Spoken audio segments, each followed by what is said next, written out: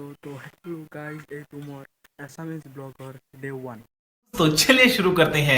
তো hello guys, এইটো মোৰ এছামিজ ব্লগৰ ডে 1।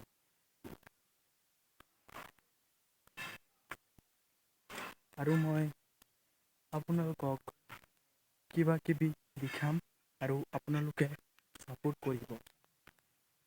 যেহেতু মোৰ এইটো ডে 1 এছামিজ ব্লগৰ, তাৰ কাৰণে মই অলপ কিবা কিবি দেখাম আপোনালোকক। আৰু যেহেতু আজিৰ বতৰটো ইমান ধুনীয়া নহয়, তাৰ কাৰণে মই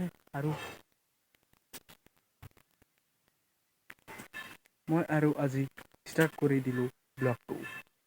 আপোনালোকে চাই থাকক মোৰ আজিৰ ব্লগটো।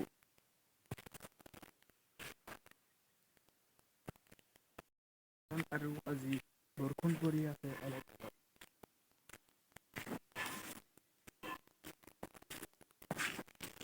আৰু মই এটা মিডিল ক্লাছৰ ল'ৰা হয়, আপোনালোকে মোক ছাপোৰ্ট কৰিব। এইটো মোৰ গাৰ্ডেন হয়। এইটো আপোনালোকে চাই থাকক।